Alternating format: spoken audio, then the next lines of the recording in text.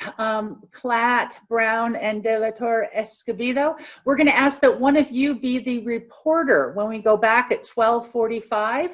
One of you would be able to share, and it's going to be the top 2, 3, 4 things, and we aren't allowed to repeat anything a group has said ahead of ours, so we can only share anything that's new. And then in the afternoon, we can have a different recorder. So would one of you be willing to put your hand up and say, I'm willing to be the recorder for our first hour? There will be the notes. Phyllis is going to take notes, so you don't have to remember it. You're going to be able to work from the notes document. Bonnie, I see your hand going. Thank you. So Bonnie, you'll be our recorder for our first session. Members of the public that are with us, you're welcome to turn your cameras on. This is a conversation for an hour. It is really among commissioners and staff, but if there's something you have to say, please join us. We are in the insert document, and just like what Amy walked us through, there are the same question 5 starting on page 13. There's a pie chart of all responses related to what would you like to see the commission start doing. Then there are the 2 pie charts that are the same information, but it's separated by organizations responding, 18 organizations, 45 EPPs. And then you see the bar graph, which is the same data as the pie chart. So there are 4 charts for you to skim.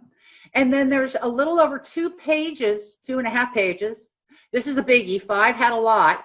In the 5 categories where there's some text. So what I'd like to give everyone is 5 to 7 minutes just to skim, looking at pages 13 through page 18 is all about question 5. What should the commission start doing?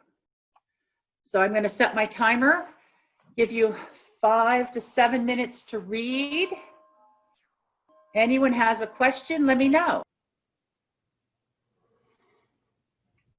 Terry, I was going to put on my camera. It's Harold, but it won't allow me. It's set to where we can't. So let me see if I can. I'm going to have to send James a message. I'm intrigued because some people are able to put their cameras on and some aren't, which is weird. Sherry, your hand is up. Can you unmute? Yes. Hi, Terry. I apologize. I'm double booked here in another meeting, but I'm very interested in what is being discussed here today. So I'm going to try to jump in and out, but I got to leave for a little. So thank you for holding this session, and it's very important. So I look forward to what comes out of it. Excellent. Thank you. And Harold, I don't know why you can't turn your camera on. I don't know why others could. We'll see what we can figure out. The timer is going. We've got time to skim these notes, make some comments, and then in about 6 minutes, we'll start discussing question 5.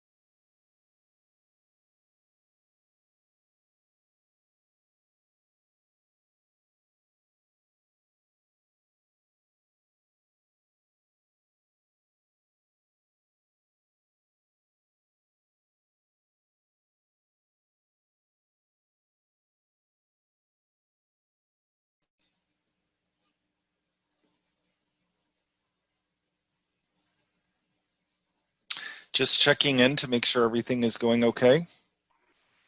We still have about 3 minutes. We're reviewing our data. Okay. And we are already recording this session, so I think we're I on see target. that. Yes. Okay, perfect. Phyllis, are you ready to share the recording document? So go ahead and pull that up and share your screen if you want while people finish doing their review of data.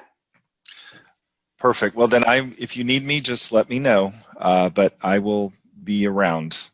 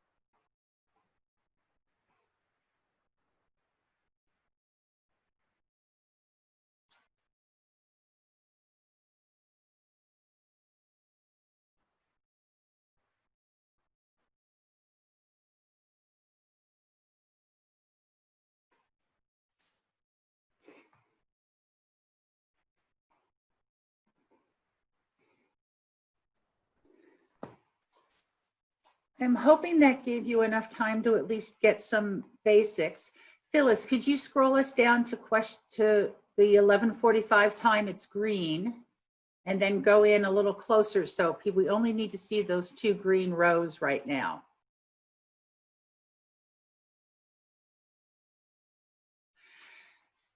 So the first thing we're going to ask you is, what key themes are you seeing? What are the stakeholders saying that they would like the commission to start doing? And Phyllis will take some notes in our group 3 section. What are the key themes? And then we're going to see what are the insights and the questions you have. So any commissioner, staff member want to just point something out that you see as a key theme here for question 5 of what do the stakeholders, what does the feedback say the commission should start doing? And well, I thought it was interesting that the top one was communication, which is interesting because I thought what we just heard from questions 3 and 4 was that communication was strong, but maybe it was just that communication matters all the time. That is a challenge, as I've spent a lot of time in this data, and a number of times the same comment was made for multiple questions, and people see some things as a strength, yet they can also request more. So on page 16, you'll see the 5 comments staff took for communication. Streamline and refresh the website to make it easier to navigate. Make the program dashboard more user-friendly and accurate. Email candidate application status and notice to program sponsors. Update the phone call-in system so it's less intimidating or daunting, decreasing wait time, and establish direct contact with certification office for charter schools. So those were the 5 kind of big ideas that staff found in all those open-ended comments about communication. Terry, yes, Well, I was just going to add, I think part of the way we can look at it, and it's been hard because we haven't given you guys a huge amount of time. I think when you look at communication, like Terry said, it's really broad. And I think where we saw some of the comments about what are you doing well, I think that what we heard is that folks feel like at least the field gets a lot of communication directly from us. Whereas I think on the what should we be changing or doing more, it really was more limited to certifications. How do we have processes and programs in place that are allowing better communication with the educator, right? So I don't know if you noticed that as well, Terry, but I think, you know, that's why I think communication is both a strength and a weakness. But where it's the weakness, I think it's really related more to modernization of communication. Is there a way that we can be better at, you know, letting teachers get in touch with the commission much more efficiently and quickly, those types of elements. So as I read this, what I was seeing was, is what you're saying is that the pieces that we read about the goals are all the staff's work on taking that data and putting it into narrative? Yes, these bulleted numbered comments under each goal were what staff pulled out from the data. Back up on page 2 of the item, I believe it is, maybe it's even page 1 of the item. There is a link to the raw data. It is a huge Excel file. You're welcome to download it and go through it if you want. But these comments here were the sense of what people said, and especially what did more than one response report on. Okay. If more than one response reported on something, that's when it got here into this summary document. So for instance, the second thing that I noticed was that, and I was actually glad to see it. I had the same response as Marquita did about diversity and equity and inclusion. And I see that this is bigger here. Yes. Of what more of the stakeholders are starting to look at that. I actually just wanted to say, and then I'll step back and let someone else talk, but I thought that the multi-categorical feedback for diversity, equity, and inclusion and early childhood education was very informative, because that told me if it's multi-categories, then, and that's something that I appreciate that you did, because it's some of these comments fit in many categories. And didn't have a true home in any one of the 4 buckets, the current 4 buckets. Which doesn't mean they shouldn't have a home in our work. Exactly. Yeah, thank you. So as you'll see, Phyllis is working on typing. The challenge is other groups are typing in the same document. We are group 3. So Phyllis is typing as you're all talking. Phyllis is taking as many notes as she can. Terry, I have a question. Please, yes. Back to communication under 2D. It says on page 16, reduce the number of different platforms, logins, arenas linked to accreditation and recommendation. Yes. Now, that just because of all the documentation and everything that needs to be submitted, like what does that look like? I'm just trying to get a picture and a sense of what that is. Well, the educator prep programs have a CTC online presence, and those are credential analysts get a login and they get permission to submit recommendations for specific types of credentials. That's one set of logins. Then there's accreditation data system logins, which EPPs also have, but it's entirely a different system. This also is connected to the how many places do we have to update when our dean changes? Because there's been a number of those. So it's a lack of consistency across our technology platforms. And I think that's what Michelle was kind of referencing. We need to come into the 21st century. Okay. All right. Thank you. And this is Bonnie. Can I make a quick request of maybe Marisol or Kate? I had an unavoidable, I missed about 2 or 3 minutes of the discussion. Could I switch reporting duties with someone? And I'll volunteer for this afternoon. I just want to make sure, because I did miss, like I said, about 2 or 3 minutes there. that I didn't miss something critical that should be reported. I don't mind doing it, Bonnie. Thank you, Okay, and I'll thank be you. happy to do it later, and barring any unforeseen circumstances, that shouldn't happen again. No problem. Excellent. So we have our Marisol's our morning reporter. So the next thing that I saw that I thought was really huge and I wanted to bring up was in the goal 4 on operational effectiveness. And actually it's number 1, to eliminate the post BA credentialing model and integrate something into a 4-year degree. I know that that's come up before, and I know that there are people from the public on a regular basis over the years that I've been on the commission that have talked about the challenges of even becoming a teacher, financially, time-wise, institutionally. And yet it was my understanding that legislation, it was a mandate that the state of California's credentials have to be post-bachelor's degree. So I just wondered about that, because that's right there on number 1. Just so you know that the order of the items underneath the topic don't mean it was more prevalent. They're just, they're just the topics that came up. I actually believe that this comment was made in reference to early childhood education also. I'm not sure if this one exactly was. That prohibition against a 4-year degree has been eliminated for multiple subject teachers, elementary teachers, and for special education teachers. It is still in place for a single subject teacher. You cannot have an education degree for a single subject teacher, but there are many, many more integrated 4-year programs. Now, the commission did have a $10 million grant that the universities were able to develop some integrated 4-year programs.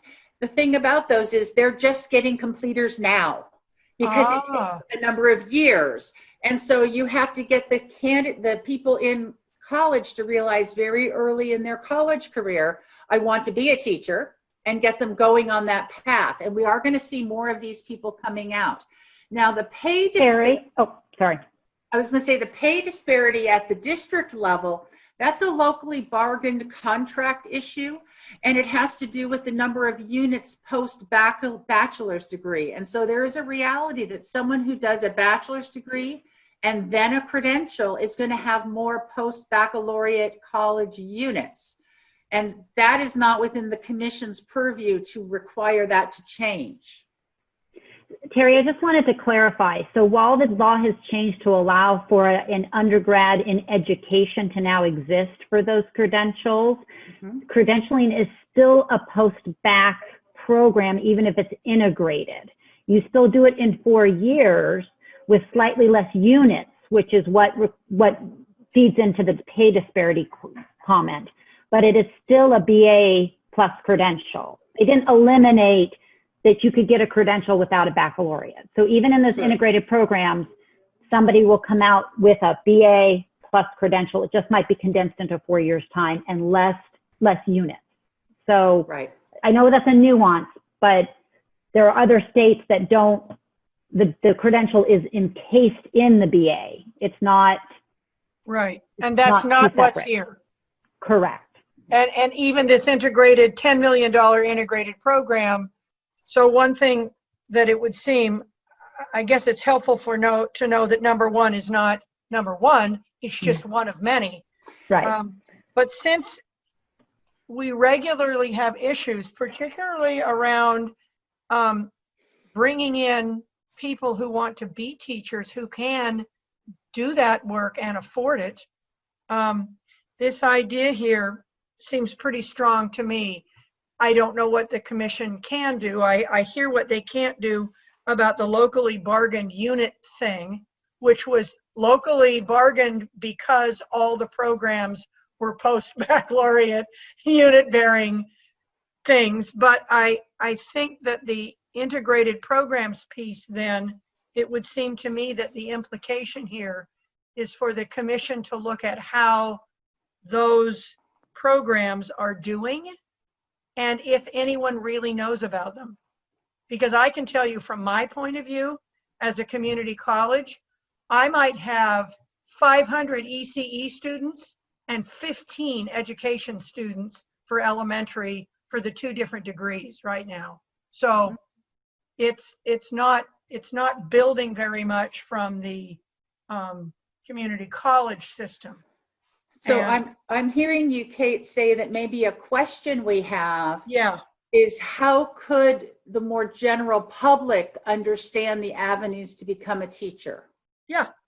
And the integration of the institutions of higher education around, I don't want to say marketing, but certainly something along those lines, and also integration of the systems.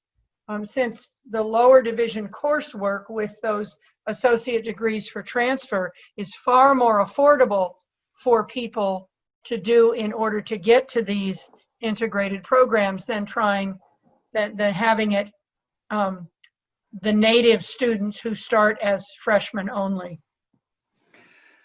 I know we've not had a lot of time on this, but at 12:15, I was supposed to start to move us to question 6. So let's take another 3 minutes on question 5 to say, is there something else you're seeing that you would like to raise to part of the summary? This is not the last time we'll look at this data, but is there another topic that you want to point out from the feedback? Bonnie, and then Ida.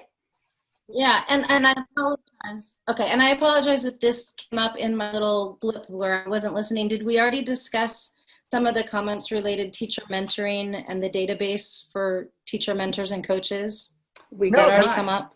Nope. Okay, it did because not come up. that's something that's been very near and dear to my heart for a long time, and I think that it came up that someone had suggested, I think it's on page 18, that there's a database of information about teachers and coaches. And to me, there's also on page 16, I think it was, a comment about, where I missed it, but it's somewhere on there about teacher mentoring and coaching. And I'm wondering at some point if we could even go beyond a database to some sort of authorization, because it's always struck me as odd that we have induction and we have teacher mentoring of students who are in preparation programs, and both require that the supervising teacher or mentor teacher have a certain number of hours of some kind of training, and what does that look like, and whether or not we would have a role in that, because I think that would be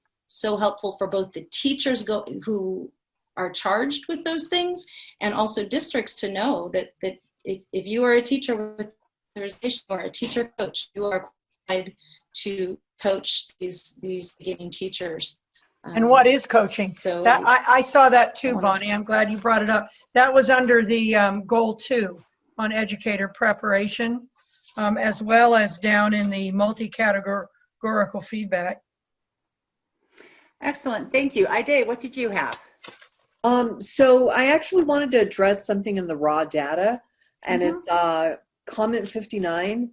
And even though, state board and CD are 2 different things, but I found this interesting. Although this may be statutory in nature, I've always wondered about the divide between CTC and CDE.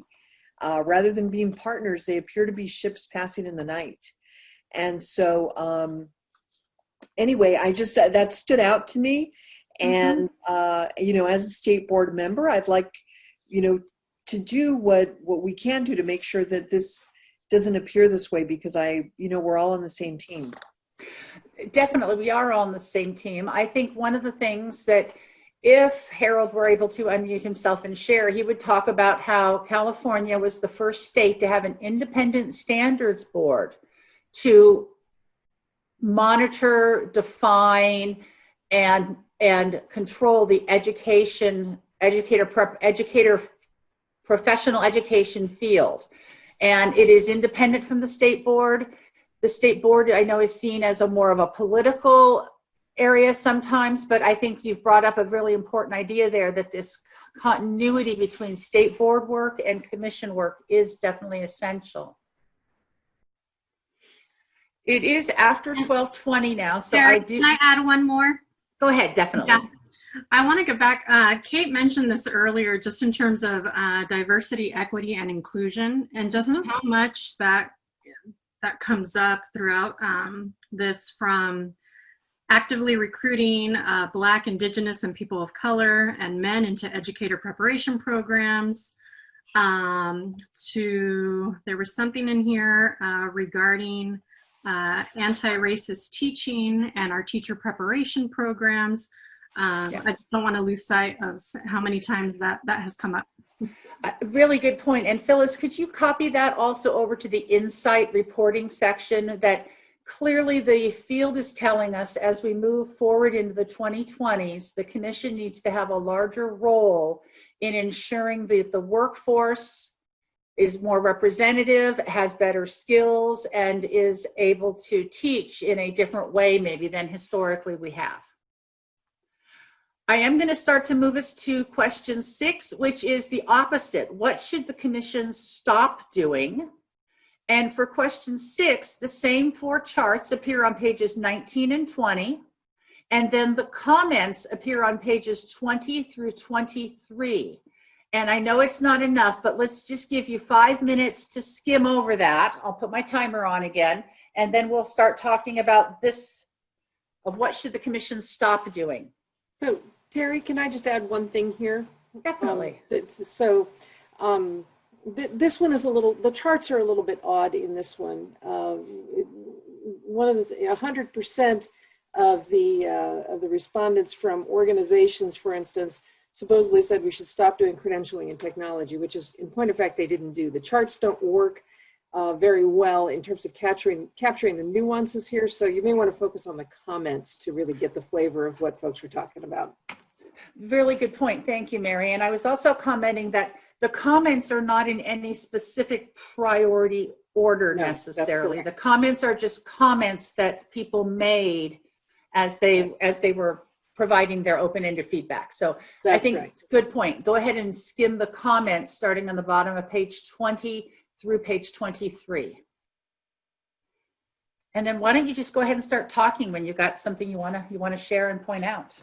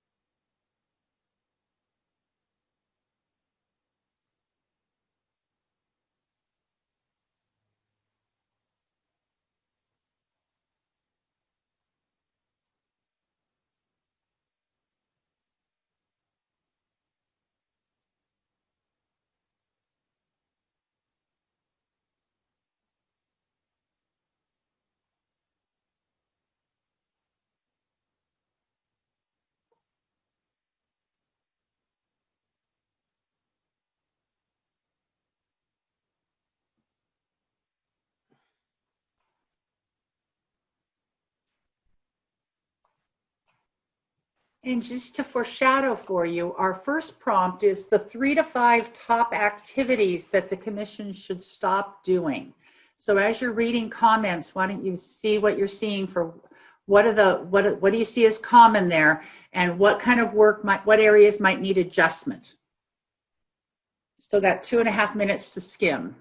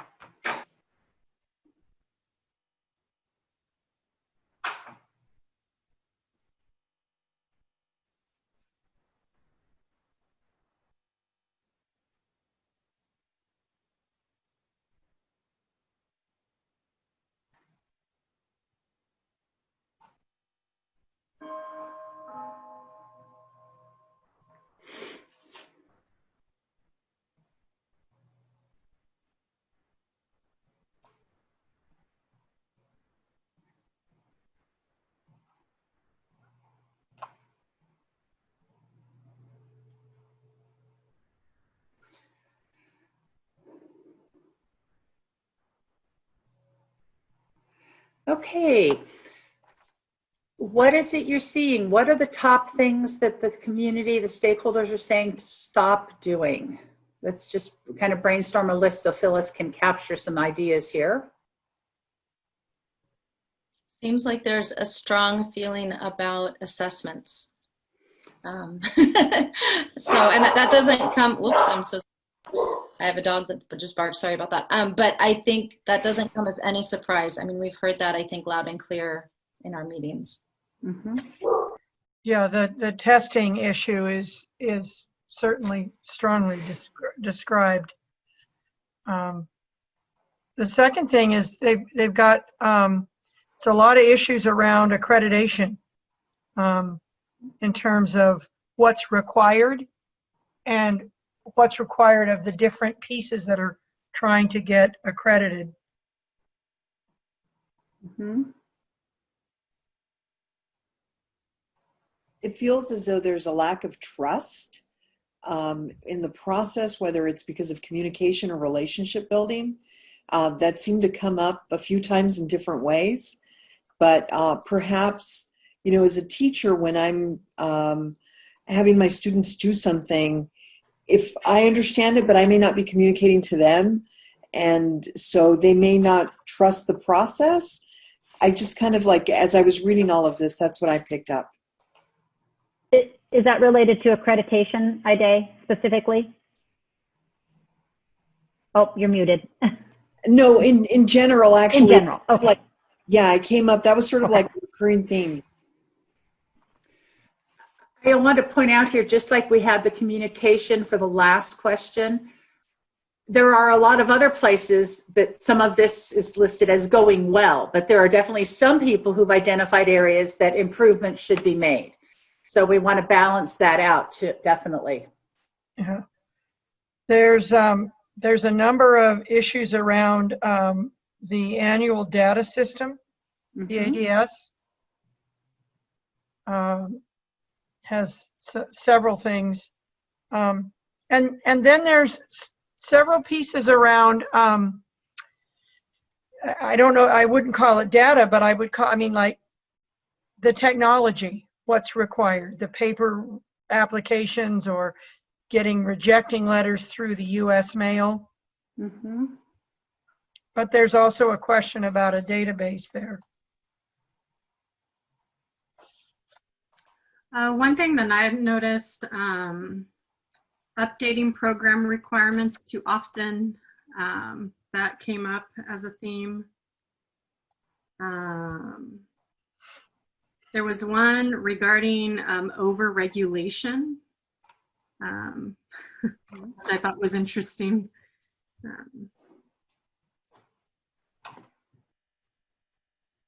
I have a question about one of the comments under goal 2. It said to stop allowing non-IHEs to prepare educators. Mm-hmm. And I'm guessing that probably came from not one of the institutes of higher education, but one of, and that gave me pause, and I'm just curious about, is that a more isolated view, or is that something that there is more conversation about? Or I guess I was just wondering also kind of about that perspective, and what is it about non-IHE programs that caused someone to make that statement? Right. And we don't have a lot more data than what was in the Excel. It is definitely from an IHE that has said this, and I think the concern there is, who are the faculty, what do they know? And then from the LEA side, you always see the other side of, we get people that come to us that don't understand our schools. So it's the making sure the IHE, LEA communication and participation and cooperation is there. Mm-hmm. Right, and it, like, I guess my perspective is the quality of both is important, and that neither seems immune to issues and neither seems to have, you know, a perfect system. And so, yeah, I guess I'm just kind of wondering if that's something we hear often, or if that is kind of an isolated feeling. things are changing. Historically, IHEs were the preparers of educators, and that has changed over the last 20 years as more induction programs are set in local education agencies and more preliminary programs for teachers and leaders. It sounds to me you might be saying that an insight from this topic on this issue is that this issue of collaboration between and understanding of that IHE LEA is still something that needs to be looked at. Mm-hmm. Yes. You know, and Terry, Articulating that. I was going to say, Terry, I would just add that I think that this has come up a little bit more often right now because we've been in this COVID, experience together. And so, as you know, the commission has allowed some flexibilities around credentialing. And so I think that this idea of roles and how does that collaboration work has kind of come to the forefront a little bit more often in most recently because of the circumstances. What other insights or thoughts are coming to you as you're looking over all of these topics? Are there other ideas you want to identify? One thing that came up, and I know that we've already talked a little bit about the issue around testing. I'm looking at Bonnie, but the comment about partnering with Pearson, which was in two places, both the testing and the performance assessment. That's a pretty strong statement. This company has a historic and documented negative relationship with people of color, especially blacks, scoring lower on all their standard assessments. So that's pretty pointed. I'm reading this as that's what testing does, and that's a problem with testing. But the fact that a particular company was mentioned twice is... Well, Pearson is the only testing company the commission currently contracts with. There really are only two large testing companies. Pearson Evaluation Systems Group of Pearson is part of Pearson, and ETS. And at this point in time, the commission doesn't have any contractual work with ETS. So I am not surprised that when mentioning about a testing company, that Pearson is the company. Does the insight or the conclusion there that... So they're the only game in town, is what you're saying, in a way. Well, they're the only game playing with the commission at this point in time. Yeah. But would it be accurate to say that from these comments we should look into this more and consider the benefits and the challenges of working with it? Well, we have a contractual relationship with a company that, if in fact it has a historic and documented negative relationship with people of color, somehow needs to be addressed. If this comment is accurate, then we as the client who is paying this company ought to think carefully about that. If the comment is around testing in general, that's not news, but I'm also not sure what we can do about that. I know as someone who educates adults, a lot of them don't show the mastery of content in a formalized testing circumstance. I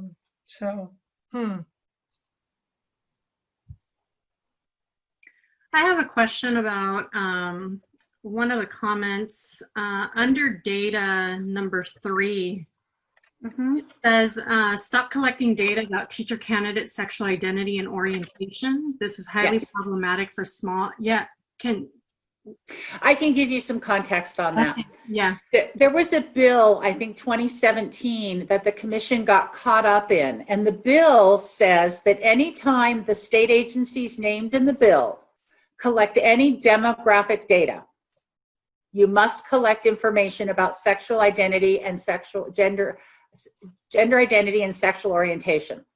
And this purpose of that bill was to ensure that people who are of gay, lesbian, non-binary identities are not being discriminated against in receiving medical services. But the commission was in that bill. And we are working with the author to see if there's a way for us to collect that data in a different manner. Once this bill took effect, we educated the field. We said this law is in place anytime we collect demographic data, which has been defined as gender or ethnicity. If you collect any gender or ethnicity data anytime, we also are now required to ask for this data. And so this has been a problem for the last 2 years. And so we're working to try to get a carve out in that bill. Terry, can I Please say go ahead, something? Josh. So I think one of the concerns that that our programs have raised around this is like they mentioned in the comments, if you have a smaller program or if you have a small cohort within a program, you can say you're collecting the data anonymously all you want, but in some cases it becomes very clear. You know, people feel like their information is sort of public, and so I think to Terry's point about talking about a carve out, it's not that the commission doesn't want to be able to collect and report on the data. It's just we would like to find a better collection point so that people don't feel like, well, everyone at my school now knows about my personal life. Yeah, I can see that. All right. Thank you for the clarification, because I was also thinking about that one in the context of diversity, equity, and inclusion, but that was definitely a different angle in terms of that reporting. The interesting thing is in the credentialing database, we have people's names, people's social security numbers, people's birthdays. We do not have their gender. We do not have their ethnicity. When you don't collect it at the individual level, it makes it very hard later. And so one of the questions might be, should we be collecting it at an individual level, privately protected, like their social security number is protected?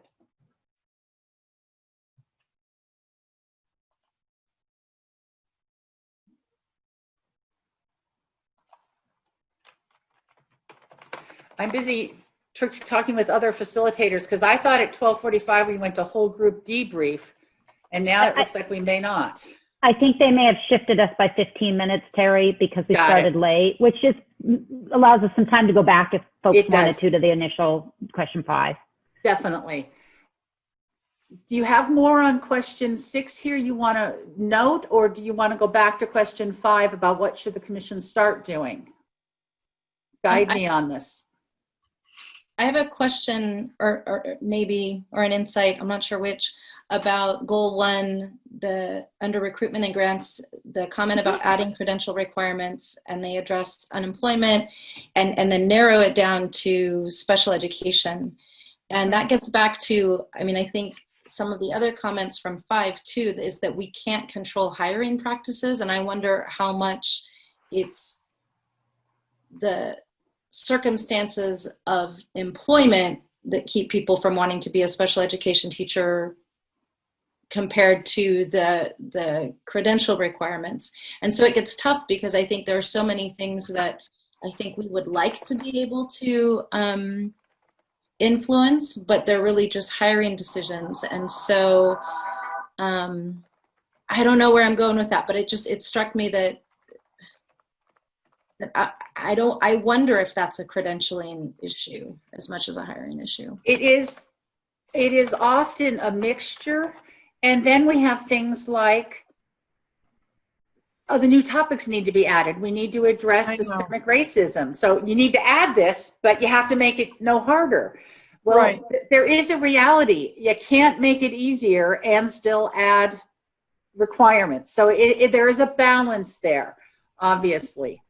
I think you're right, Terry, and I think it will always be a pressure point where we're trying to establish comprehensive standards so that people get prepared to be ready for what's real in the field. Right. And at the same time, if we keep adding more requirements, we will we risk diminishing the number of people who will do it.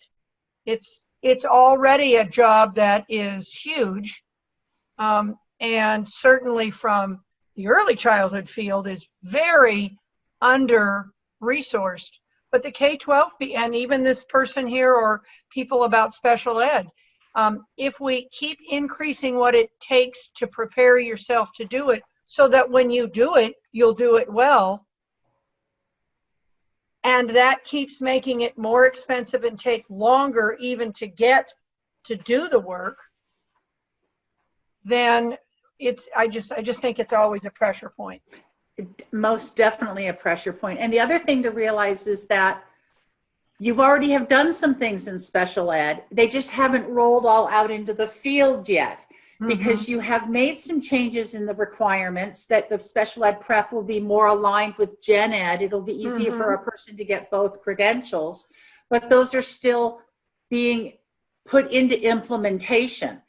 You also have to look at things like, there are a couple people who said stop requiring a TPA or an APA. Don't have a performance assessment. Right. Whereas the commission's drive over the last 20 years has been actually performance assessments are a more accurate and appropriate way. Let's move that direction. So you have to take each of these with the context in which it was shared.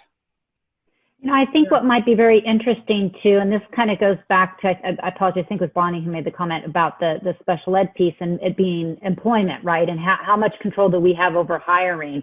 But I do think, as a reminder to commissioners, you guys have been given, several $100 million in grants to special ed over the last, 5 years that we have as a commission body implemented and out to the field.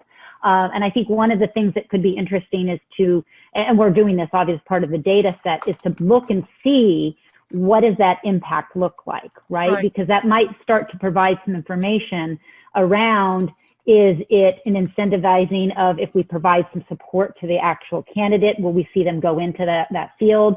Or is it a combination of that? And like you said, some of the, are the standards and the requirements within the program too much that even an incentivize isn't going to move the needle. I think watching that data is going to be very interesting for us. And as Carrie said, we're combining it with a change of standards, right? And so we'll be able to watch the numbers as it relates to those changes in program as well. So just a thought. Right. Well, and I wonder too, my comment about employment is it more about the caseloads and the working conditions that special education teachers have? And so anyone who, I've known people who have self-revoked their special education credentials because of working conditions. Right.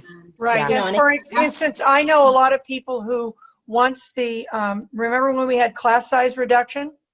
That most districts implemented it then first grade and either second or kindergarten. When those were lifted and you went from teaching 20 kindergartners to 35, there was a huge exodus of people in that. That just became untenable. Well, Well, and something that you might think about is because I think this theme of employment and some of the elements that maybe are outside of the commission scope, right?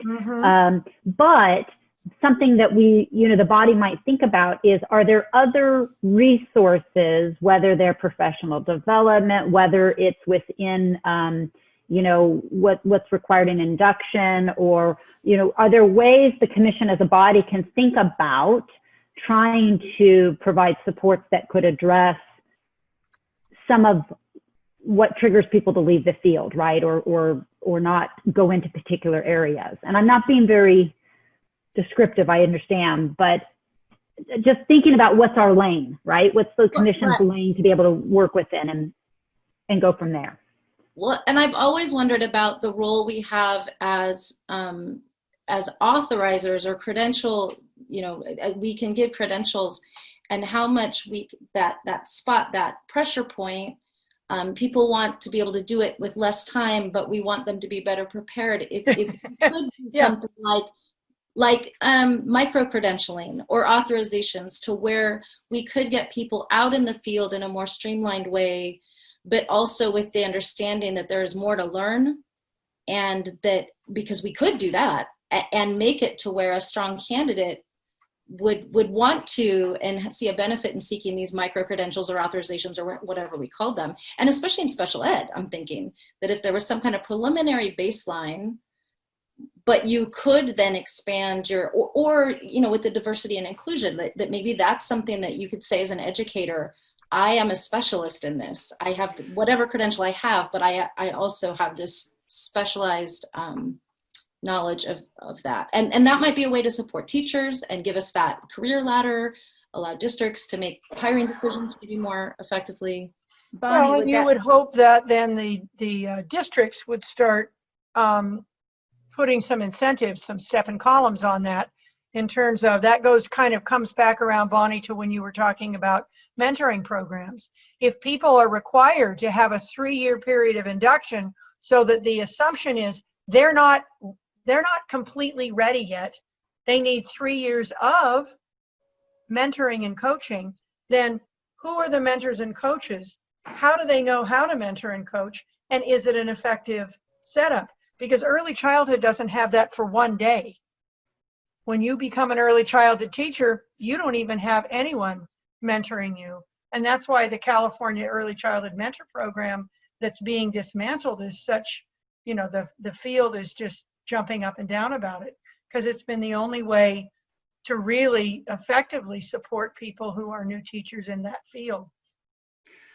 I was going to ask, do we want to put the micro-credentialing notes up in number 5 for something to start doing, rather than keeping it here in what should the commission stop doing?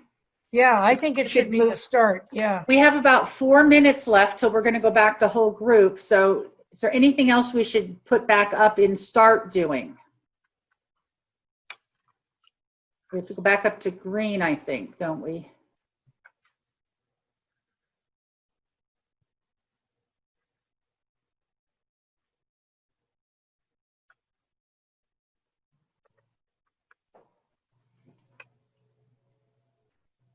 Group 3 green, Phyllis. Yes, you're just in group 3. Perfect. Well, I would say start, or maybe it's I don't know where, I haven't gone through all the questions yet. Continue to do. I see in the start doing, in the multi-category feedback with early childhood, step up the pace of incorporating early childhood into the credentialing system. And I know that Phyllis is doing that right now, but it's one of those many things that will take some years for people to see, like all of the and this survey data was collected before any of our fall webinars. We've really ramped up this fall. So I think I'm not surprised to see that from data that was collected by August. You know, there have been 6 webinars since then and things like that. So anything else you see that you want to add to start doing?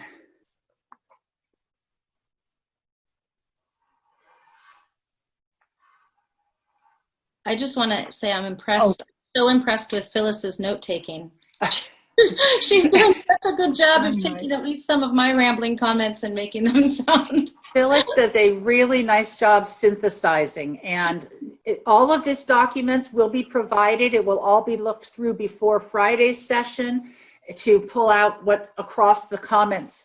Now, when we do go back into whole group in another 2 minutes, I believe we're going to be third this time. So Marisol, in your reporting, you're going to be listening for what the other groups comment on. And if we have nothing absolutely new, you just say, you've covered ours. If we have something new, that's what you would add as James and Amy facilitate the whole group conversation. I think that's going to be 15 minutes and then we'll have our lunch break.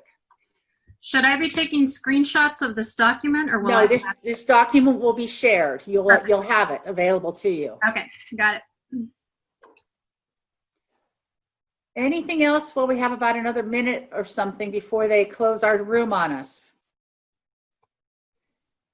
I think just being strategic and systemic about communication. In the time that I served on the commission, I know that a lot of efforts were made. And so this is something that's increased a lot, at least in my understanding. I see CTC a lot more than I used to, but just revisiting the communication plan. So if for number 5, being strategic and thoughtful, and proactive in communication. It's not a start doing, but it's an enhanced doing. And just to clarify, we're talking about communication out to the field. We're not talking the technology. You're talking about more of an actual communications plan, social media, those kinds of, like that sort of a. Correct. Okay. Excellent.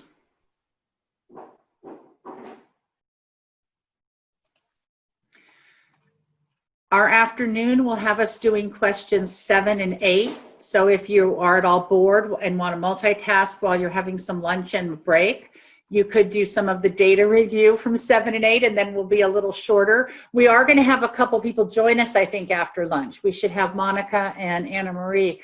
And so we'll have some additional voices helping us think through things.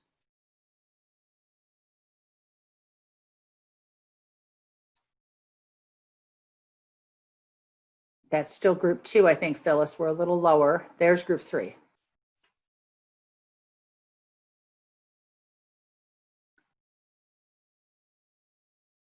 Anything else for the good of the group before, because we're gonna evaporate from this room in a moment.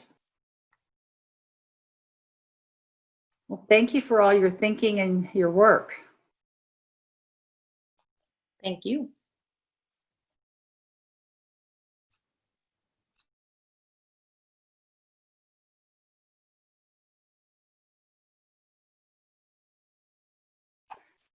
You can actually click leave room at the bottom right corner if you want, and you'll go back to the. Hey group, good to see you all again. Yay. Hopefully you got outside. It's sunny here, which is really nice.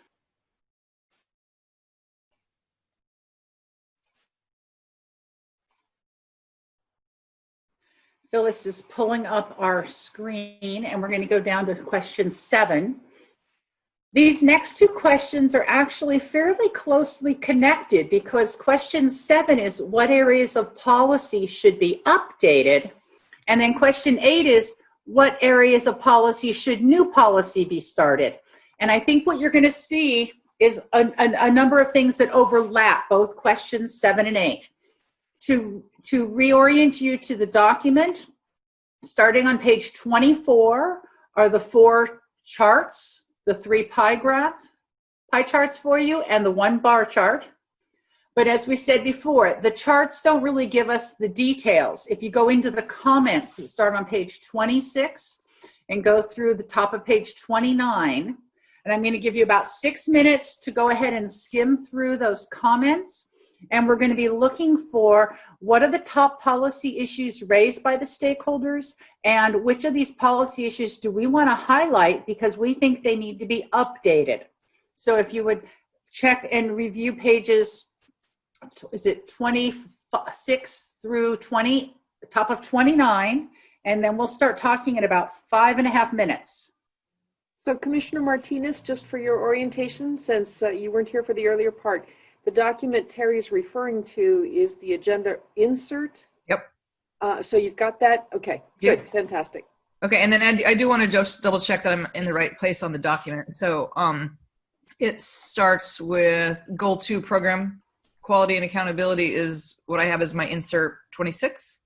Page 24 is where the charts start. Okay. But we were saying starting on page 26, goal 1, educator quality. Okay.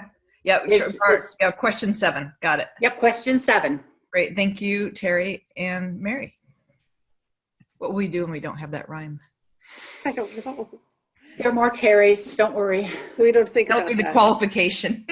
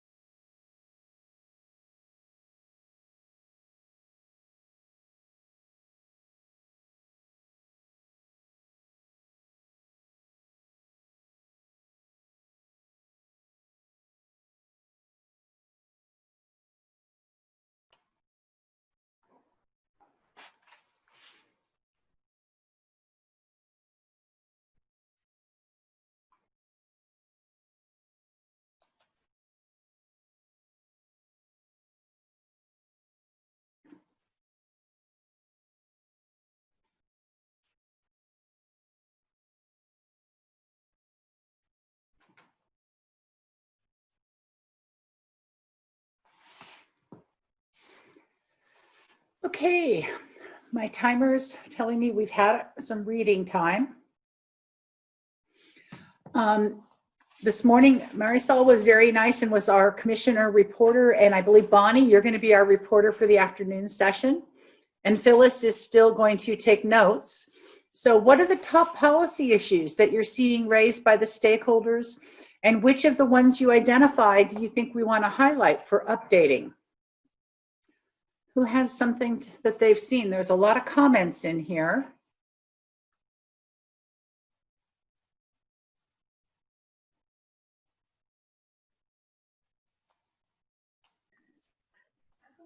I'll break the ice.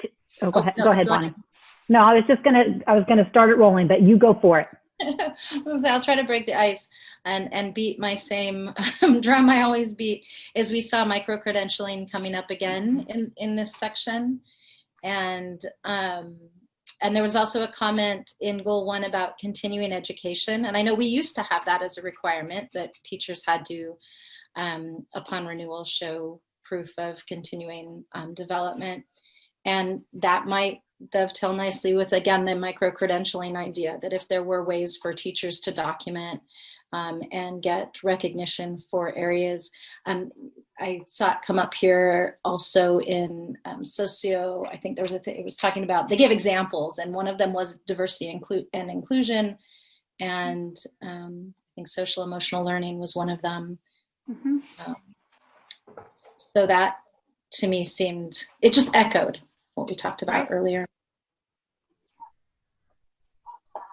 We might also consider, just as our notes for the micro-credentialing, Bonnie, which I think is something that's a great thing to bring up. I think this is a question about what should we change in policy? And then the next one is, what is new policy? That might actually fit in new policy as well, because it's something brand new we haven't gone down the path of. So might just make a note for our reporter back.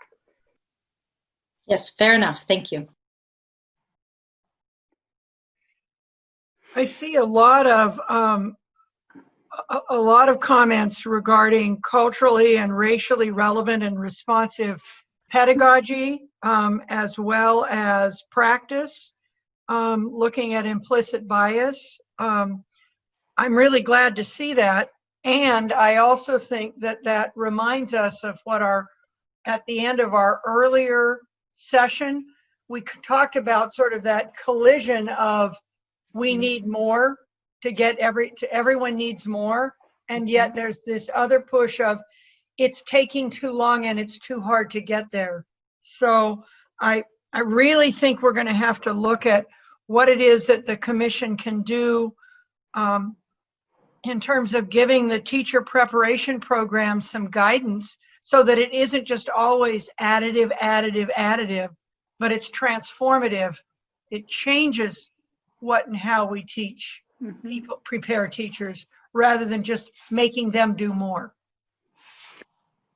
I was looking at the 17 items identified under educator preparation and thinking the exact same thing. Oh, okay. Make it less expensive and make it shorter, but do these 17 more things also. Yeah. Too. Yeah. Well, if I'm reading the charts right, just to build on what was being talked about, is statistically though, or like graphics, the DEI was actually consistently like under a quarter of the folks who thought of that as a policy priority, if I'm reading these right. And so I thought that was kind of interesting, because it comes up in conversation, but when it came to priorities in kind of a quantitative checklist way, I'm not sure I saw that come to the top. And we may see it higher in the next question, because the current commission strategic plan doesn't necessarily have a lot on that topic. Right, that's why. So we also want to check, I think, for question 8, is more of it there?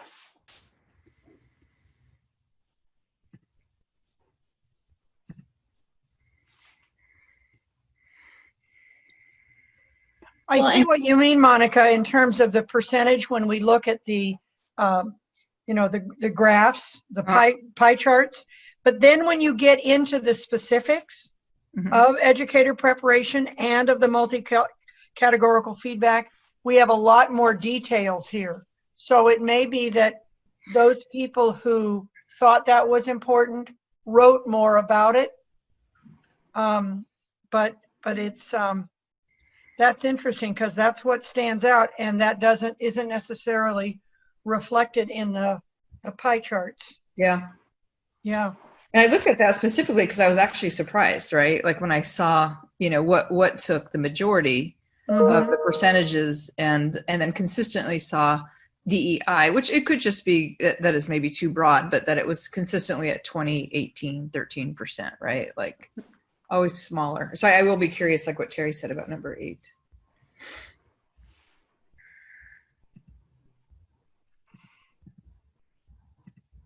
I was looking at goal 2, number 10 also, and I'm not sure if this qualifies again as changing current policy or new policy, but the idea of building relationships between preparation programs and LEAs, which again gets back to that whole mentoring and induction kind of like that's so central and such an important part of our teacher preparation process. And yet that all pivots right on really that relationship. And so again, I'm not sure if that's new policy or changing policies or and tweaking a current policy maybe. Yeah. You had an item on that at the October meeting, and there's an item on it again tomorrow about this topic, about how do those who employ educators and those who prepare educators interact. Mm-hmm. Important policy area. One thing that I saw come up several times in these goals were, just in terms of the commission's role in keeping current professional educators and needing to focus more on teacher well-being and self-care. Mm-hmm. I saw that pop up several times. That's an important feature to think about, because back in 2006 is when the legislature removed the professional growth requirement. So the commission has no authority over in-service educators. The commission's authority really is about initial preparation and induction. So that might be an area that you want to highlight as a possible policy shift. Mm-hmm. And then Terry, I see that Sherry has her hand up. But before we get to your comment, Sherry, I just want to add, again, no feedback regarding educator misconduct. I know, right? Well, and I don't, Monica, we saw this in the last oh, did you guys? that we had? Yeah, so I just want to point that out again. I was kind of relieved by that, though. Like, I mean, the reality of educator misconduct is the public doesn't really know what the policies and procedures are. The people who find out about that are the people who need to see the Committee of Credentials and you in closed session. And that's a fairly small group. But I would also say that I think I'm sorry, Terry. I was going to say we should probably also keep in mind the respondents to our external survey were heavily programs, just as a reminder. So I don't think necessarily discipline is top of mind because it's not something that they deal with intimately day in and day out. So until they have a candidate until in they the have system. Right. If they're absolutely. But I think it's still a good point. I appreciate you bringing it up, Marisol, because I know that those who in our staff work on that feel like we don't want to lose sight that is one of our missions. I also thought that maybe it was just, how things come in ebbs and flows, and sometimes misconduct was really every time you're reading an article about it, right?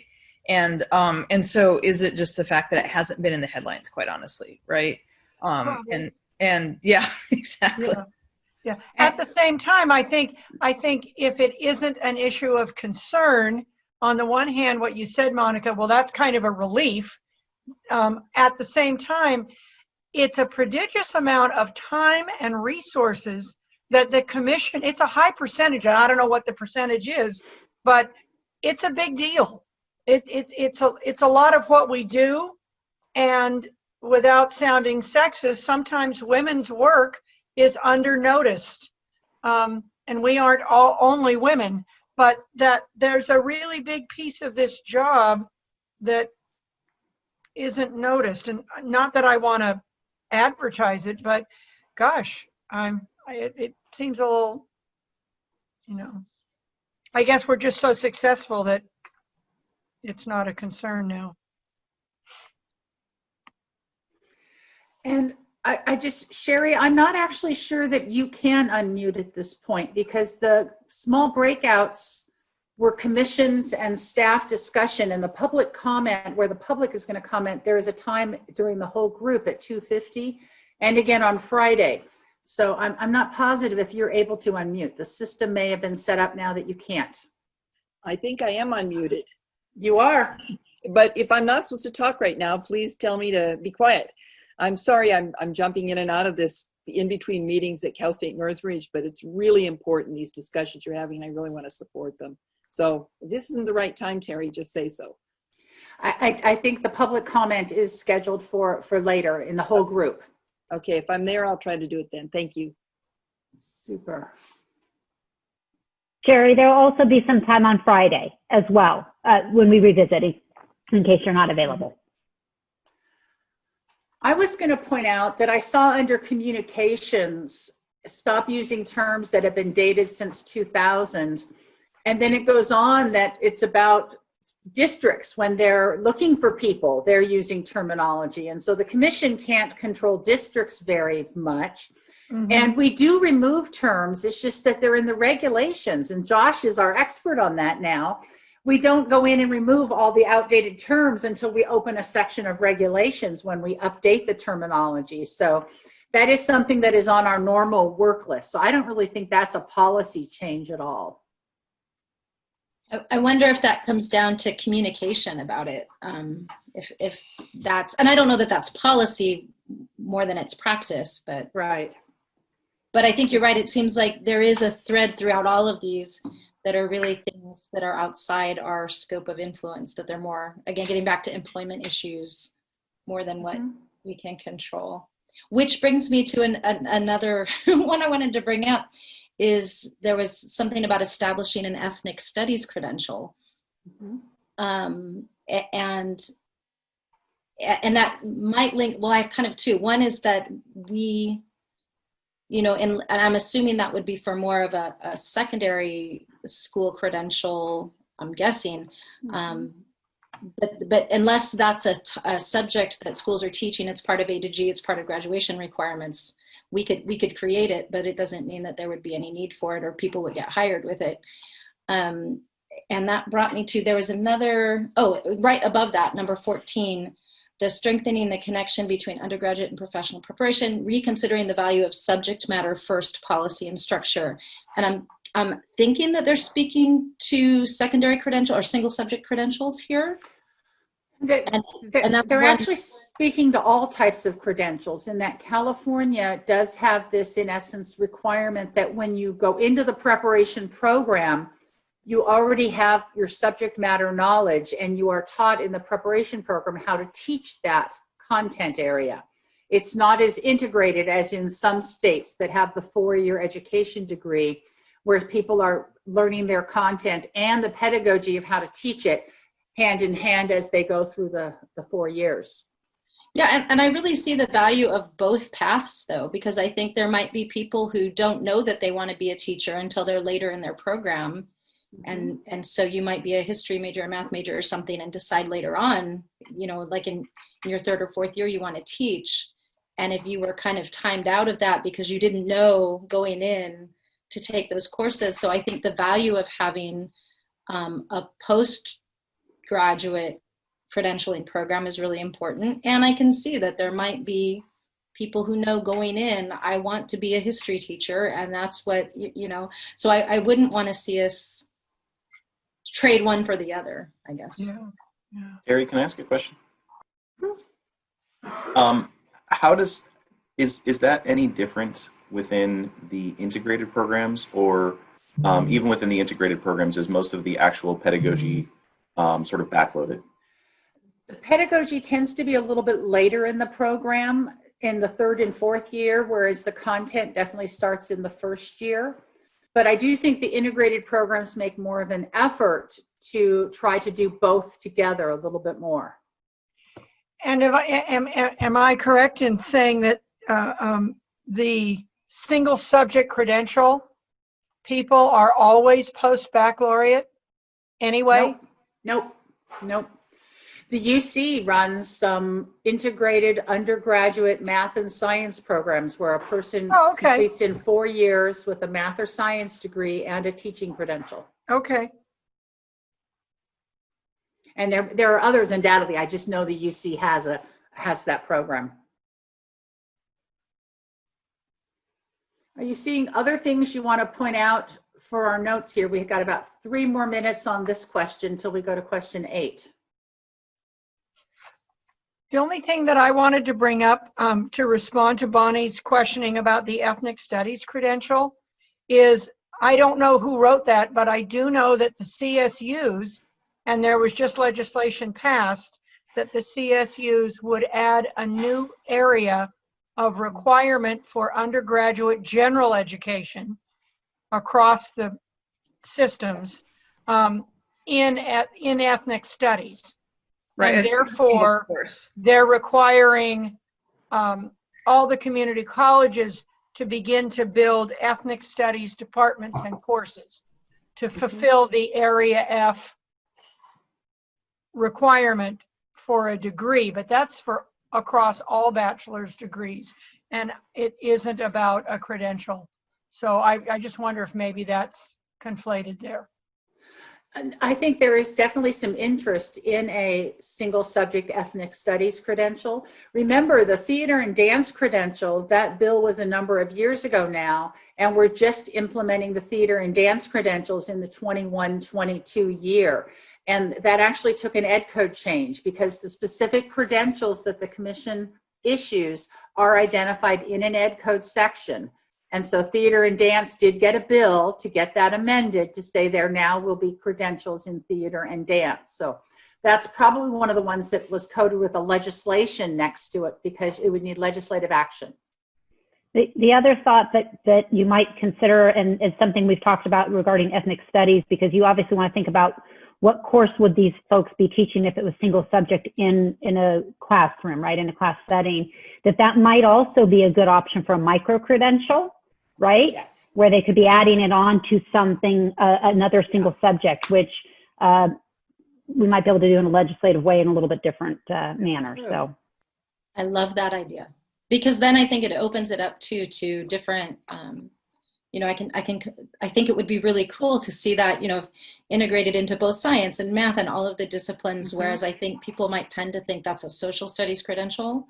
Right. So I love the idea of thinking about that as a micro credential, because it's important in all of the content areas. I think you might also get more people to maybe complete, right? If it's less, it's not a full program, it's an add-on. And because this is such a critical issue, that might be the faster on-ramp as well. Something to think about. Definitely. Okay, so now it's 2 o'clock, so I'm going to start to move us towards question 8.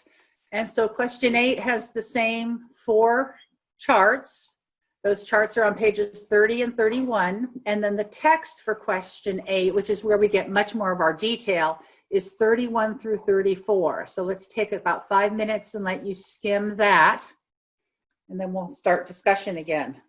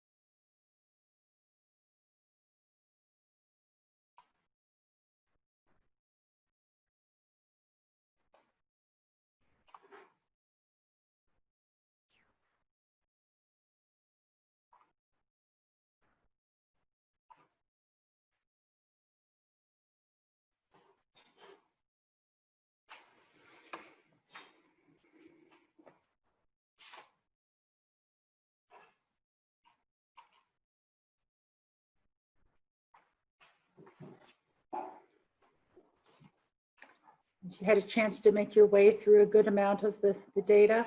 I did want to point out that this is question 8 on the survey, and we were down to 51 total responses, 18 from organizations, down from 21, and 33 from prep programs, down from over 60. So there was possibly a little bit of survey fatigue as people were working through. I do see that on the bar chart, the DEI for organizations, over 70% of the organizations had a comment related to DEI. So I think that what we hypothesized about question 7 might be a little true about question 8 here, at least for the organization side. So what are some things you're seeing that you think are of interest here? What are the top policy issues they're mentioning? Which ones do you want to highlight? And what challenges might there be to go into some of these policy issues? Thank you, Phyllis, for continuing to type for us.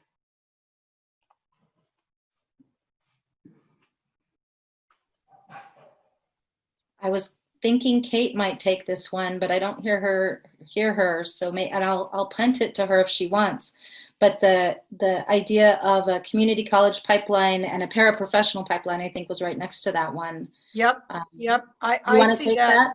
Thank you, Bonnie. I was looking at the pieces about anti-racist teacher preparation and diversifying the teacher workforce. So I was kind of concentrating on that. But I think you're right. And I think that there's some interesting overlap here to me as we start looking at what might some of this mean. So for instance, Bonnie, your thinking around micro-credentials begins to allow people to get identified expertise while they're teaching rather than having to get a completely different credential. But I also think that this idea of looking at a career pathway and both from community college into the CSU, UC system, private systems for credentialing. But those partnerships are really critical. Both of those things make teaching more available to more people as a profession. And I think that's the overarching thing here that I see. We can't diversify the teacher workforce if we still make it so that really only wealthy people who can go to 4-year, 5-year, 6-year universities full-time can become a teacher. Yeah, and when that's the majority of Latinos who started a 2-year, statistically. And then I think, Kate, your point about paraprofessionals as well, because I love the grant program that we have that help paraprofessionals and other, personnel. And we've seen the success of that. So I also think that speaks a little bit to, I don't know if I'd call them the career changers like we traditionally think of it, but when we think about the some of the projections around the demographics, there'll be fewer traditionally aged students in the higher ed pipeline. And again, this goes back a lot to the community college and what we already see. Yes. I think as higher ed from an enrollment and access perspective is thinking about the demographic shift and their declining enrollment and therefore financial stability as a result. How are we also in teacher preparation thinking about the demographic shift? And it's not just about attracting and recruiting young folks, but it's attracting folks who are in these community college programs or who are paraprofessionals and putting them in a pipeline to become a teacher. And I think that leads into also the comment, which we saw again about leadership in recruitment and possibly retention, although I think that starts to get outside our purview, but leadership in recruiting, not just, there's the diversity and inclusion issues that are significant and important, but also I think, like you said, Monica, about age. And I think right now, anecdotally, at least, it seems like we're losing a lot of people from the profession just because of COVID and everything that's happening right now. So the need might be greater and we might need to work harder to recruit people because right now, I think teachers are not I'm not sure someone would see this as a as a career right now, you know, and it's obviously hard to know how much this is going to, you know, continue to affect people going into the career. But well, I have a question. How much does the CTC, how much can it deal with the financial side of teacher preparation? That's not one of our big three. And I don't have the mission, vision, and values in front of me, but we're not a grant producer. And yet a lot of what we see in here is trying to support people in, you know, being able to get paid induction, you know, paid teacher residency. There was even a talk about apprenticeship or induction earlier in their career of preparing to be a teacher. I don't know how much we can influence that. Currently, the commission does not really have any authority in that area. When the state does give us grant funds, we administer those as effectively and affordably as possible. But you're right, there are other things that we're here about, you know, accreditation fees and the commission's area about who charges what is really there. It's not there. We don't have any.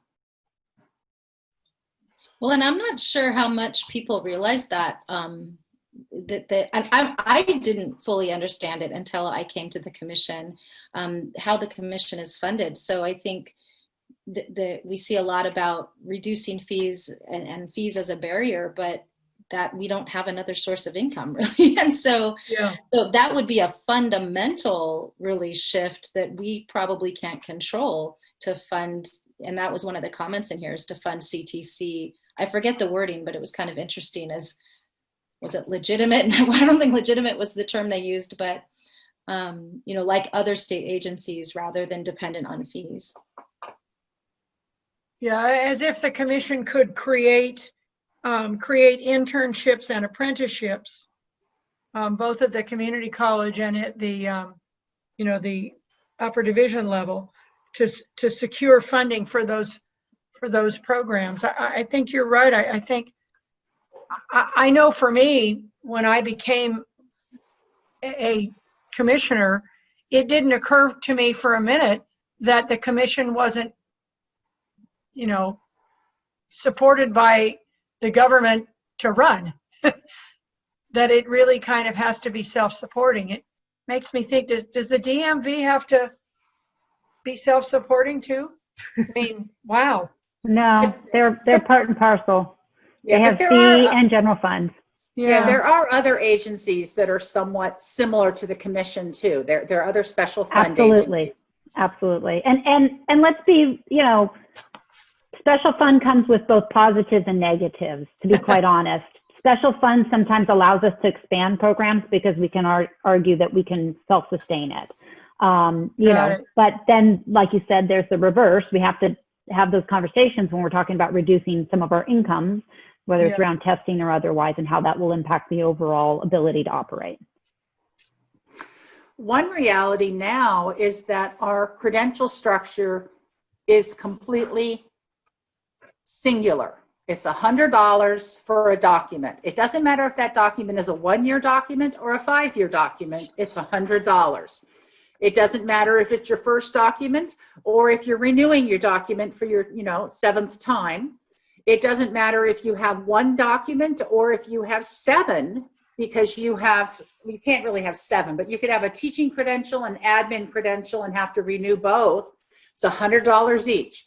So we charge early childhood people $100. They get paid a lot less than K-12 people. So one possible policy to think about is the one-size-fits-all approach to the credential fee still appropriate for the state?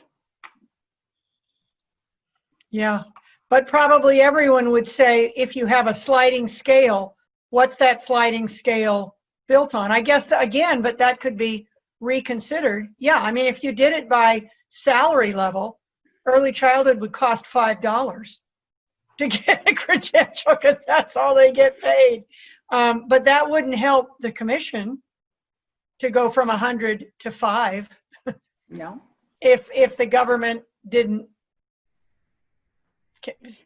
But you could its do a support. variety of things. I mean, 100 is our max, and that is statutorily, it's in statute. So we can't charge anything above 100. But you could think about a sliding scale that, you know, like you said, for some, while you might reduce some, you're also increasing others, depending on, you know, because one could argue $100 every 5 years. Is that a lot of money? It's, you know, there are other professions that it's $400 or $500 every Right. year. Lawyers, Right. for example. Right. Back in the 80s, there was a time when the commission had a surplus and the first credential was free. Wow. You didn't pay the first time you got a credential, you paid later when you renewed. Yeah, so there's options of conversation of what that looks like, so that maybe there's a balance between, you know, what's equitable to be charged and fair, without breaking the bank at the same time. Michelle and Terry, I actually have a question. Under Goal 2, Educator Preparation, number 9, it says focus on providing more support programs for beginning teachers rather than developing punitive policies. In terms of the punitive policies, what's the...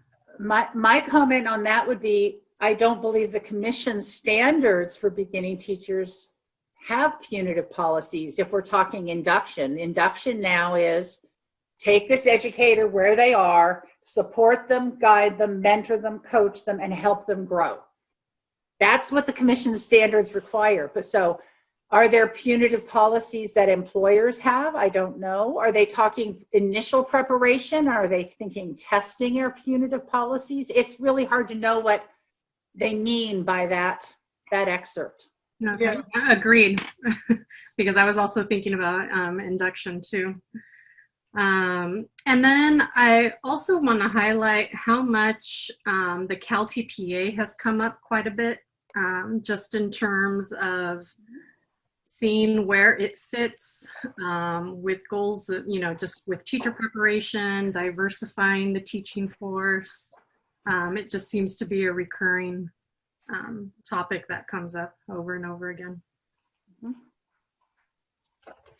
And it's actually interesting because the APA was in many ways very controversial, but there's not much on the APA in the responses. I think it's just who did the surveys, possibly. That's one of the reasons I think we want to delve into this and have more opportunity for stakeholder input during this year as we move forward. And now that you say that, there's not a lot. I didn't see a lot of calling out administrative preparation. No, not really at at all all. in any of this, really. Yeah. I have a question that I just didn't know what it meant. I just as you had said, Marisol, here's one that I was looking at. What does the one on accreditation mean? Review programs at a high level, not a micro level. I take that to mean some of the things we check on, you know, all the teaching performance expectations. We ask each institution now to tell us in what course do they teach that content, where do they have their candidates practice that content, and where do they assess their candidates on that content. And so they create a matrix that links to course syllabi. I think that institutional people might say that's a fairly micro level. You're getting into their coursework and looking at it. Other people would say if you want something done in a program, you have to make sure it's done and you do have to check. So that's, again, a balance. It's a push and pull. We have people say things, you know, they're not teaching reading appropriately at the university. It's hard to say who wants what, but I think the high level idea may have to do with their matrix and having to really identify all their courses and where each TPE is addressed. Yeah, I think we would find ourselves, I think it would be a relief at some level not to have to do that kind of deep dive. But if you don't require it being done, then you're just kind of, sort of trusting that it's being done without having any evidence. And I know that we have to trust but verify because it's, and that goes back to the piece of we have to really be mindful about how we describe what it takes to become a teacher, and then make sure that the teacher prep programs are implementing those expectations. Yeah. And your accreditation system is moving more towards outcomes, looking at TPA data. And if the candidates are doing well on the TPAs, not looking at as much at the inputs. And so I think there is the ability in the next couple years to continue that push towards outcomes. And when you have an institution with very positive outcomes on performance assessments, on their completer surveys, their employer surveys, that they have less of the micro to do. And that is the direction that the accreditation staff is moving. It would just be continue to do this.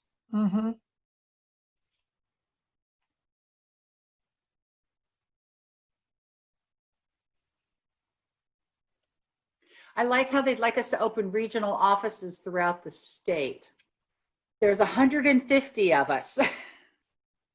And we actually are throughout all the state. I would say we're already throughout the state. We're all remote right now. We've got regional offices. Check that one off.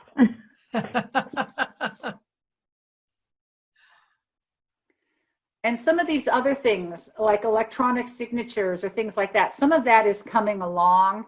It's just a technology thing, and we're moving forward on some of that. And COVID has pushed us, I think, to do more of that.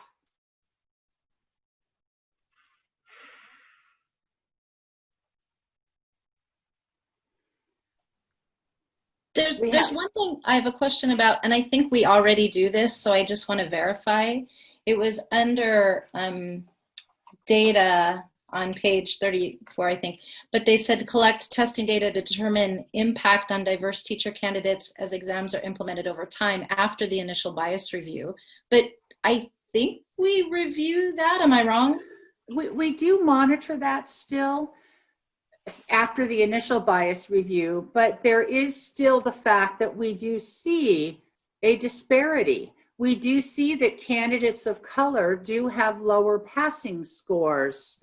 And so I think they're asking us to look even more at that. And that is not something we've really started to look at with the performance assessments thoroughly yet.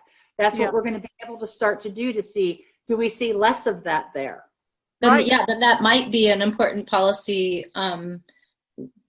something to consider then, because that seems important. Yeah, and so the fact that so that if you could get people to show you what they can do, you wouldn't need to test them about it so much. And I was going to point out also the fact that last year's the bills all got stopped, but there were 3 bills, one on the CBEST, one on the CSET, and one on the RECA. And all of those bills would have fundamentally changed how you meet that requirement. They would have allow a mixing of courses and exams or things like that, so I think that is something that is in your work area already. Monica, were you going to say something? It looked like might have cut you off. No? And I don't know if Marisol, I might punt again to someone. And I know, Marisol, you brought it up in our previous question, but I saw even more comments about the teacher wellness and incorporating that in, and I'm not sure where that might live. But Marisol, I know you brought that up earlier. Yeah, it also got me thinking. There was one comment, let's see.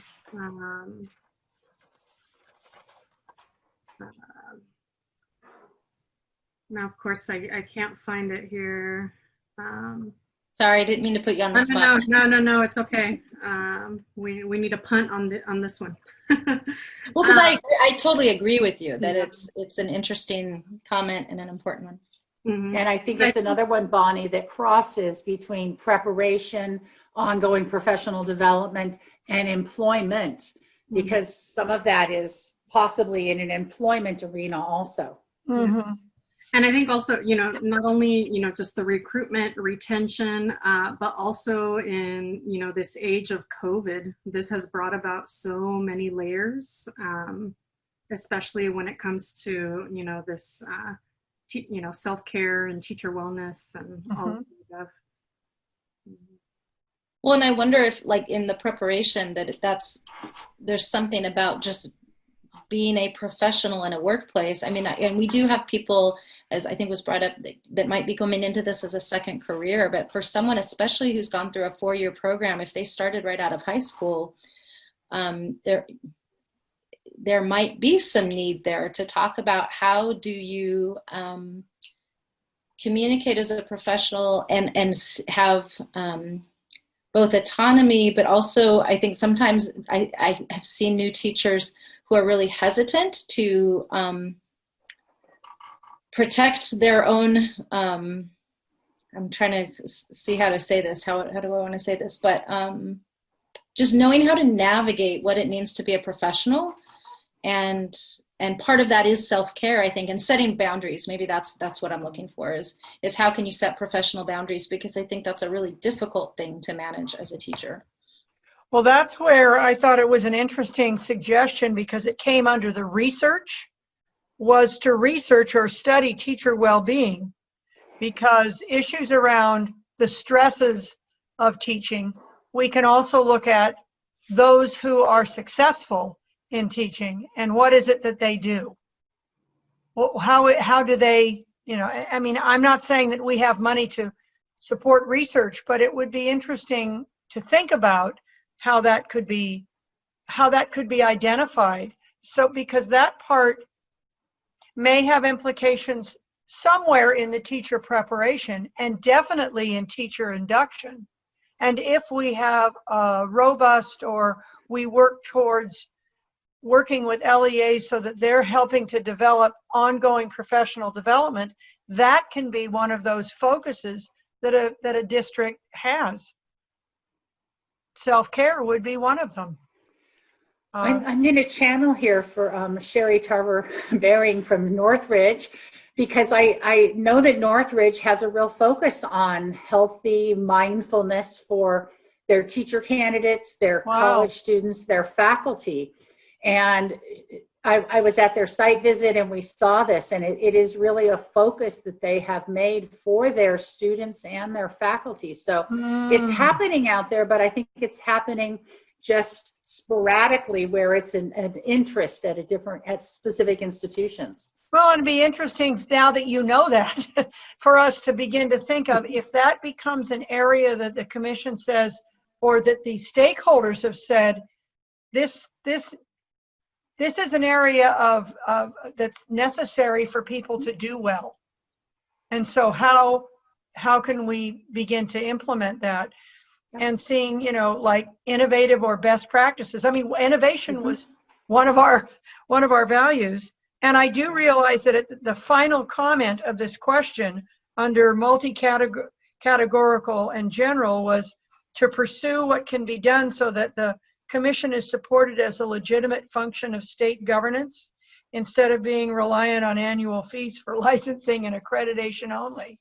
And there is something to be said about that. I mean, maybe if we get, we keep getting good governance.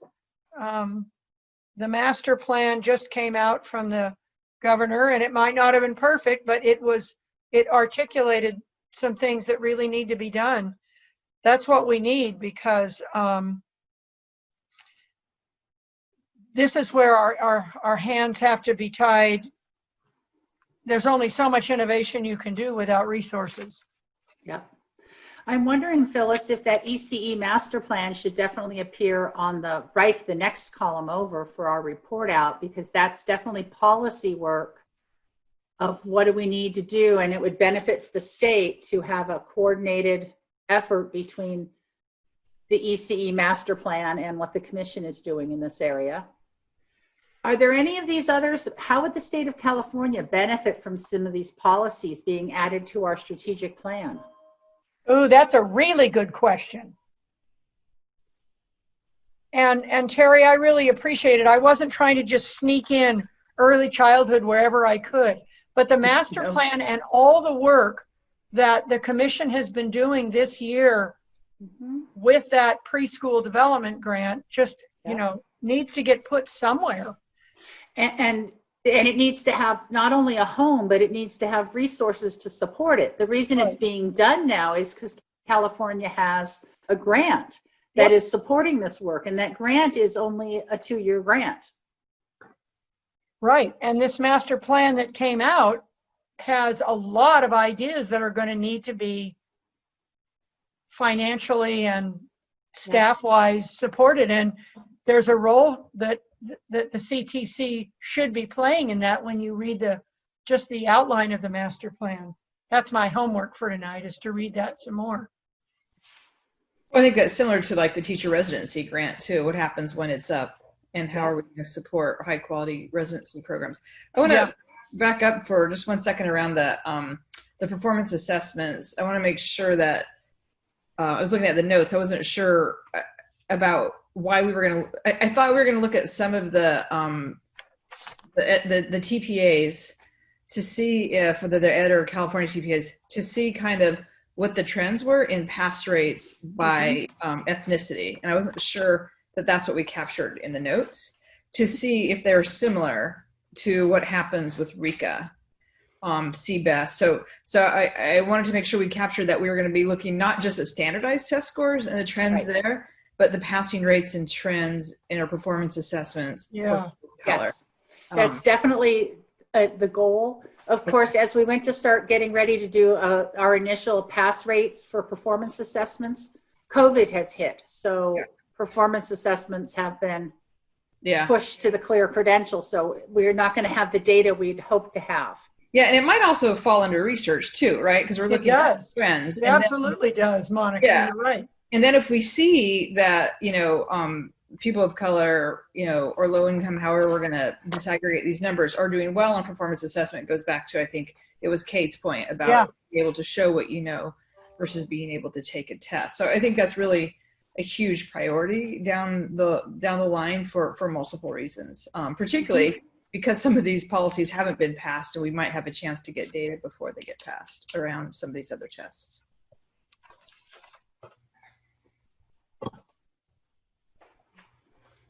Anything else you've been thinking that you haven't had a chance to share? Well, I have one other thing about the funding and the application fee or credential fee. I think Michelle was covering this, but do we offer scholarships too? So kind of like the SAT, right? You can get it waived. So maybe that's again another grant program, or maybe it's something from our endowment. But is there a scholarship that we can offer that is kind of almost similar, like when we do loan forgiveness, about if you're teaching in a high priority, school, or if it's for a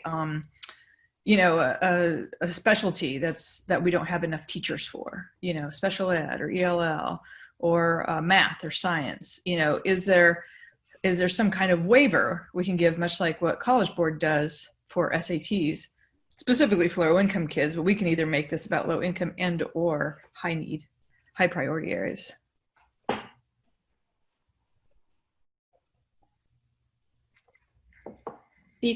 I noticed we're almost out of time, and as the reporter, can I clarify what I'm reporting? I was a little confused by that after our last session. Is it just the third column? It's really mostly the third column. And it's just to give a flavor to the full group. And we may be going first this time. They may go in reverse order, 3, 2, 1.